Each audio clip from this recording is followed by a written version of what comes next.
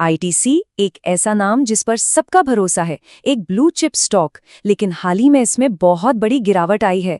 तो सवाल उठता है कि आखिर हुआ क्या, एक्सपर्ट्स की इस पर क्या राय है और सबसे जरूरी मार्केट के लिए इसके क्या मायने हैं। चलिए आज इसी को डिकोड करते हैं। ओके, तो आज हम क्या क्या देखने वाले हैं। सबसे पहले आईटीसी को जो ये बड़ा झटका लगा है उसकी बात करेंगे। फिर समझेंगे कि ये डाउनग्रेड हुआ क्यों। इसके बाद देखेंगे कि बाकी ब्रोकरेज हाउसेस का क्या कहना है और फिर आगे क्या हो सकता है। और आखिर में सिर्फ आईटीसी ही नहीं, पूरे एफएमसीजी सेक्टर की सेहत कैसी है इस पर भी एक नजर डालेंगे। तो चलिए सीधा पॉइंट पर आते हैं। आईटीसी देखिए, ये कोई छोटा मोटा स्टॉक नहीं है, ये एक बहुत बड़ा, एक हैवी वेट स्टॉक है जिसे हम इंडेक्स मूवर भी कहते हैं। मतलब जो मार्केट की चाल तय करने में एक बड़ा रोल निभाता है। और यही स्टॉक 400 रुपए के लेवल से फिसलकर सीधा 350 रुपए के आसपास आ गया है। और यकीन मानिए, ये कोई मामूली गिरावट नहीं है। जब आईटीसी जैसा दिग्गज इतना गिरता है ना, तो इसका असर पूरे बाजार पर महसूस होता है। अब इस हालिया गिरावट के पीछे जो सबसे बड़ा ट्रिगर था, वो आई मैक्वारी की एक रिपोर्ट। उन्होंने आईटीसी का जो टारगेट प्राइस था उसे सीधा घटाकर 330 रुपए कर दिया। और बस इसी एक खबर ने मार्केट में एकदम से हलचल मचा दी। तो अब सवाल ये उठता है कि मैक्वारी ने इतना बड़ा, इतना ड्रास्टिक स्टेप आखिर लिया क्यों। चलिए उनके तर्कों को जरा समझते हैं। और यहाँ देखिए, ये बदलाव कितना बड़ा है। ये कोई छोटा मोटा एडजस्टमेंट नहीं है। रेटिंग को सीधा बाय से घटा के न्यूट्रल कर दिया गया। और टारगेट देखिए, 500 रुपए से सीधा 330 रुपए। ये एक बहुत ही बड़ा शिफ्ट है। तो इसके पीछे की वजह क्या है?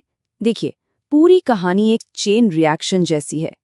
पहली बात, ये आशंका है कि सिगरेट पर टैक्स बढ़ सकता है। अब अगर टैक्स बढ़ेगा तो कंपनी को अपने प्रोडक्ट्स के दाम करीब 30 से 40% तक बढ़ाने पड़ेंगे। और जब दाम इतने बढ़ेंगे तो जाहिर है इसका असर कमाई पर पड़ेगा। इसी वजह से आगे के सालों के लिए जो ईपीएस यानी अर्निंग पर शेयर का अनुमान था, उसमें भी 18% की बड़ी कटौती कर दी गई। अब एक और मजेदार बात, ऐसा सोचने वाला अकेला मैक्वेरी नहीं था। असल में ये जो नेगेटिव सेंटिमेंट है, ये मार्केट में काफी फैल चुका था और दूसरे बड़े फाइनेंशियल इंस्टीट्यूशंस भी कुछ ऐसा ही सोच रहे थे। और ये टेबल इसी बात को एकदम साफ कर देती है। आप देखें, सिर्फ मैक्वेरी ही नहीं, JP Morgan, Nuvama, DM capital, Philip capital सब ने अपने टारगेट प्राइस में कटौती की है। ये मार्केट में भरोसे की कमी का एक बहुत साफ सिग्नल है। ठीक है, तो ये तो हुई अब तक की कहानी, पर अब सबसे बड़ा सवाल, आगे क्या? अब क्या हो सकता है? चलिए अब जरा एक्सपर्ट्स की सुनते हैं कि उनकी क्या सलाह है और किन चीजों पर नजर रखनी चाहिए। उनका मानना है कि एक बहुत ही क्रिटिकल लेवल है 358 रुपीस का। वो कहते हैं कि अगर स्टॉक इस लेवल को नहीं संभाल पाया, अगर इसके नीचे फिसला, तो फिर समझिए कि 280 रुपीस तक का रास्ता खुल गया है।